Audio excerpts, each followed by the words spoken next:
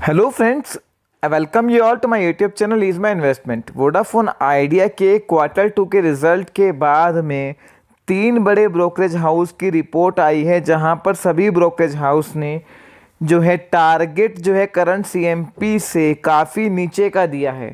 Friends, अब सबसे बड़ा क्वेश्चन आता है कि ऐसे में इन्वेस्टर्स को क्या करना चाहिए? स्टॉक को बाय करें, सेल करें या होल्ड करें? आगे के लिए स्टॉक की चाल अब कैसी रह सकती है? फ्रेंड्स, फ्राइडे को हमने अपने चैनल पर वीडियो डाली थी, जहां पर वोडाफोन आइडिया के रिजल्ट का डिटेल में हमने एनालिसिस किया था।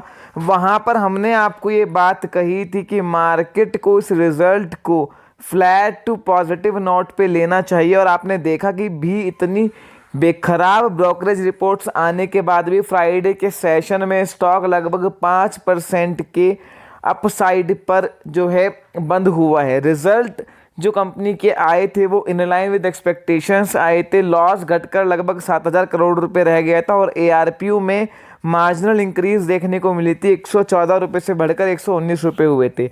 उसके बाद 3 ब्रोकरेज हाउस की बड़ी रिपोर्ट आई है। क्रेडिट स्विस ने जो है अपना टारगेट घटा के 6 रुपये कर दिया है। जेपी मॉर्गन ने सबसे कम टारगेट दिया है, अंडरवेट की रेटिंग दी है, 3 रुपये का टारगेट दिया है। मौजूदा प्राइस जो लगभग 9 पौने 9 रुपये के आसपास है, वहां से 60% का डाउन साइड वो देख रहे हैं।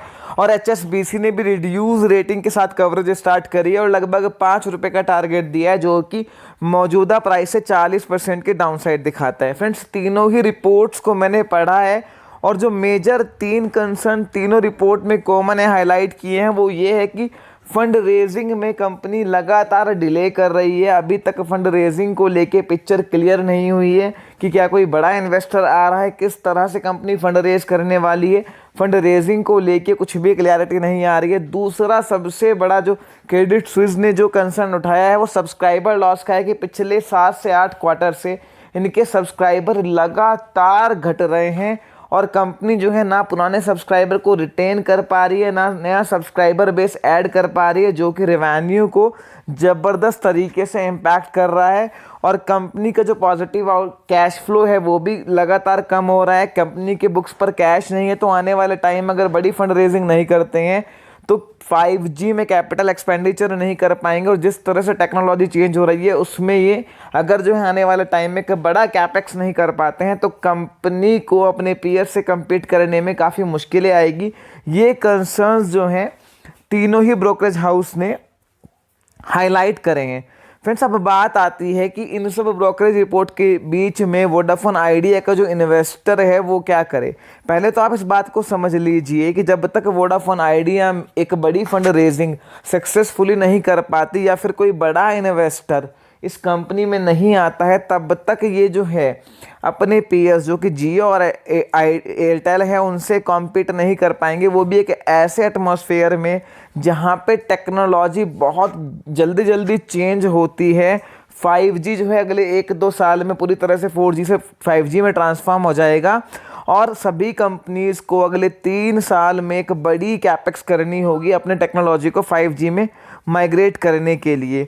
और जो कंसर्न दूसरा ये है कि कंपनी को कहीं ना कहीं अपने एआरपीयू जो तीनों कंपनीज़ में लोएस्ट हैं और सब्सक्राइबर बेस पर भी काम करना होगा इस कॉम्पिटिटिव मार्केट में सरवाइव करने के लिए। अब वोडाफोन आइडिया के शेयर का जो प्राइस चल रहा है 8 साढ़े 8 रुपये, ऐसा वहाँ कुछ भी नहीं है जो चीज़ें मार्केट को नहीं पता हैं। जो कंसर्न्स ब्रोकरेजेस हाउस ने रेज करे हैं और जो कंपनी के साथ हैं वो ऑलरेडी मार्केट को नोन है। पर बात आती है फ्यूचर की कि इनमें से कितने कंसर्न्स ऐसे हैं जिससे कंपनी आने वाले टाइम में ओवरकम कर सकती है। तो यहाँ पर अगर कोई शेयर को लेके बैठा है तो सबसे बड़े रिस्क क्या है, पहले वो समझ लीजिए। फ्रेंड्स, यहाँ पर सबसे बड़ी बात यह है कि 25,000 करोड़ के आसपास की फंड रेजिंग का इनका जो प्लान है उसमें कितनी फंड रेजिंग ये वाया इक्विटी कर पाते हैं वो देखने लायक होगा। क्योंकि हाई कॉस्ट फंडिंग अगर ये एनसीडीज इशू करते हैं, डेट के थ्रू फंड रेज करते हैं, वो ऑब्वियसली इनकी बैलेंस शीट को और ख़राब करेगी। और फिर आने वाले टाइम में अगर डेट बहुत बढ़ता है, इंटरेस्ट कॉस्ट बहुत बढ़ती है, तो उसको मीट करना बहुत मुश्किल हो जाएगा। क्योंकि ऑलरेडी कंपनी के पास स्टैट्यूटरी ड्यूज का जो आउटफ्लो है अगले 10 साल तक वो बहुत ज़्यादा है। और कंपनी को जो फंडिंग है वो ऐसा नहीं है कि वन टाइम कोई फंडिंग मिले तो कंपनी सर्वाइव कर जाएगी। कंपनी का जो स्टैट्यूटरी ड्यूज का आउटफ्लो रहेगा आने वाला टाइम और कैपेक्स रहेगा, उसके लिए कंपनी को इंक्रीमेंटल बेसिस पे जो है फंडिंग की रिक्वायरमेंट रहेगी। अगले 2 से 3 महीने कंपनी के लिए काफ़ी क्रिटिकल रहेंगे और मार्केट क्लोजली ये चीज़ देखेगा कि किस तरह से ये फंड रेजिंग कर पा रहे हैं और सब्सक्राइबर लॉस का जो डेटा है वो आने वाले टाइम में कम होता है या नहीं होता है। हालांकि जो थर्सडे को कंपनी के रिजल्ट आए हैं उसमें मैनेजमेंट की कमेंट्री काफ़ी पॉजिटिव रही है। उन्होंने बोला है कि जो इंडस टावर की डील है वहाँ से भी फंड्स ये एक्सपेक्ट कर रहे हैं बहुत जल्दी आ जाएंगे, और दूसरा जो फंड रेजिंग का इनका प्लान है उस पर भी कंपनी बहुत तेज़ी से काम कर रही है। पर देखना होगा कि वो फंडिंग किस मोड में और किस तरह से आती है और कोई बड़ा इन्वेस्टर इस कंपनी में आता है या नहीं आता है। फ्रेंड्स, पिछले काफ़ी टाइम से हम इस स्टॉक को कवर कर रहे हैं और काफ़ी वीडियोस हमने आपके लिए डाली है। हमने हमेशा आपको ये बात कही है कि ये स्टॉक आपको दोनों तरफ के मूव देगा, और आपने देखा भी है पिछले 3 महीने में स्टॉक ने ऊपर 12 साढ़े 12 रुपये कई बार वो लेवल दिखाए हैं और नीचे में 7 रुपये तक स्टॉक कहीं बार गया है। तो जो भी लोग पोजिशनल ट्रेड के हिसाब से लेके बैठे हैं ऊपर आए तो वो पार्शली प्रॉफिट जरूर बुक करें। जिनका लॉन्ग टर्म का व्यू है वो बने रह सकते हैं, पर इस स्टॉक में ये रिस्क हमेशा रहेगा कि अगर ये बड़ा कैपेक्स और फंड रेजिंग नहीं कर पाते हैं, सब्सक्राइबर बेस कुछ भी रिटेन नहीं कर पाते हैं, तो ये स्टॉक एक रेंज में रह सकता है। और इवन अगर 2-3 क्वार्टर रिजल्ट खराब आए तो स्टॉक में एक करेक्शन भी आ सकती है। यहाँ पर पूरी तरह से मार्केट की निगाह है कि कोई बड़ा इन्वेस्टर आता है या नहीं आता है और कंपनी किस तरह से फंड रेज करती है, उसके बाद ही पिक्चर क्लियर होगी और स्टॉक में एक बड़ा मूवमेंट देखने को मिल सकता है।